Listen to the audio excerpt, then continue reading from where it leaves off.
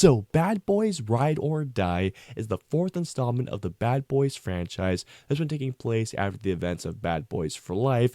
And in the events of Bad Boys Ride or Die, we once again follow our boys, Mike and Marcus, who are once again portrayed by Will Smith and Martin Lawrence, who discover that their former police captain has been framed, and guess who's on the case to figure out who did this job? You guessed it, Mike and Marcus. Before I continue on, well, two things. First of which, yes, I know I'm not using my usual green screen setup. As you can see, I am using my usual TV reviews background, but in the case of this review, I have been very busy, and unfortunately I won't have the time to do the usual stuff that I usually do, so you guys are getting this format for this, so I do apologize. It's not the usual format, but believe me, I really wanted to get my thoughts on this movie. And also, I just wanted to say welcome to my channel, everybody. For those of you who are coming by my channel for the very first time, be sure to hit the subscribe button so you do not miss a future video, whether it's a future review, a future reaction, or just whatever future video is coming your way.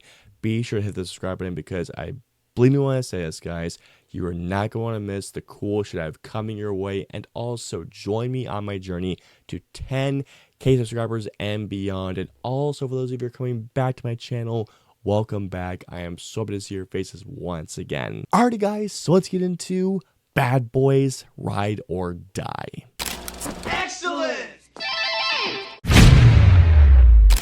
Here's the thing, guys. When it comes to this movie, I did not want a fourth Bad Boys film, as I thought that Bad Boys for Life was not only a really good, in fact, a pretty almost great third film of the Bad Boys film franchise. Just the way all things ended in Bad Boys for Life, I thought was a nice trilogy capper. But of course, if you have seen the credit sequence, you knew that a fourth film was coming in. Plus, Bad Boys for Life made so much money, so it was inevitable that there was going to be a fourth film. And actually, as a matter of fact, I kind of forgot that a fourth film was coming out until I saw the trailer for this movie, like, what, a month or two ago, and admittedly, I thought it looked like a lot of fun. Plus, knowing that the same filmmakers who brought us Bad Boys for Life, I believe, I'm not going to try and pronounce their name, but I think the team is Adil and Bilal. If I just butchered the name, I am so sorry, because these guys are great. I mean, they are such a great talent. And I am so happy to say that Bad Boys Ride or Die was a damn good time at the movies, and it's a really fun movie to see this summer. Martin Lawrence and Will Smith are not only still great, but my god, that chemistry, it's really as if they have never left. I mean, these guys have been playing these characters for now over what, like 30 years, and the fact that their chemistry is still as on fire as it was when the first Bad Boys film came out is pretty astonishing. Martin Lawrence has some great moments. In particular, there is a really funny moment where he and Will Smith are in a shootout, and my god, Martin Lawrence has a couple of scene-stealing sequences. One more person I must mention is the actor who plays Reggie. He has a scene-stealing scene in this movie, and that is all I'm going to say about that. One particular thing that I must praise is the directing by, again, the directing team who did Bad Boys for Life. These two are so damn good behind that camera, and I want to say this right now. Another film, Batgirl, got canceled, but after seeing this movie, I seriously want to see Batgirl. I mean, I think it's absolute bullshit that film is going to hurt careers, because, again, if you have seen these two's work, but not only these Bad Boys films, and also their work on Miss Marvel, I think it's a genuine shame that Batgirl will never get released, because these two have not only so much style and energy behind that camera, but they bring this great sense of fun and chaotic energy throughout their productions. These two filmmakers have such great careers ahead of them, and I can't wait to see what they do after Bad Boys Ride or Die, because, man,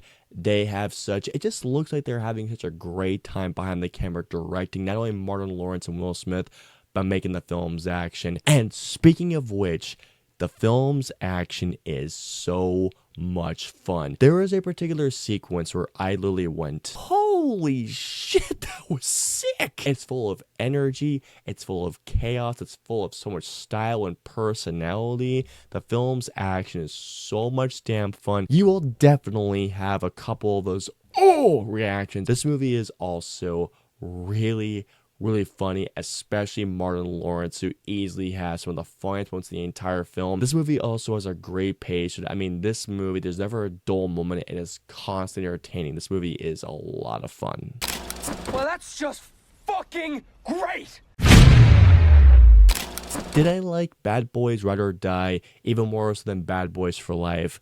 I did not. As a matter of fact, this to me is probably right below Bad Boys 1 for me as the third and the Bad Boys ranking if I were to rank these films. One of my biggest issues with Bad Boys Ride or Die is that this movie is very predictable. There is this big twist in this movie. I mean, there is a massive twist, and I saw a particular person in this movie and I thought, this person is totally behind this, aren't they? And guess what, guys? I was absolutely right. And by the way, it's not just this moment, but there are plenty of moments where, while it is entertaining throughout, it's just a very predictable film and a lot of spurts. There are some comedic bits that just did not work, and some of them did actually come from Martin Lawrence, where there'll be times where Martin Lawrence tries to get a punchline and it just never worked, and it just again fell flat, and it just hit a big damn thud. There's a part in the story where a couple of things are introduced, and I feel like at a certain point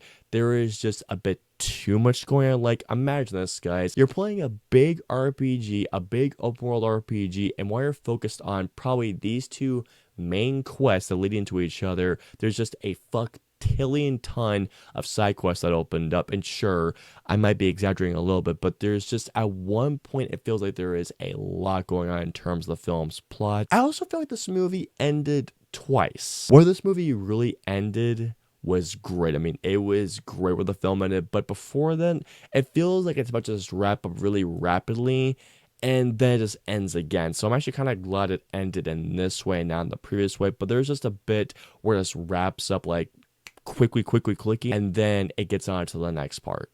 But that's about it. And here we go.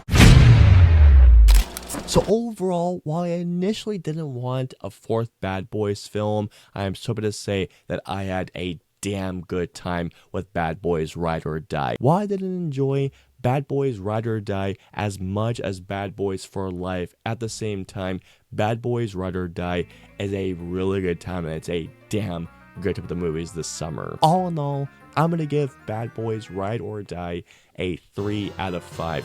This movie is a really fun time, and it's a damn good time with the movies this summer. I hope you enjoyed my review of Bad Boys Ride or Die. If so, please hit the like button, or if you dislike the review, hit the dislike button. If you guys want to see my previous 2 reviews, please click right there or right there. And of course, until my next review or video goes live, I will see you all next time.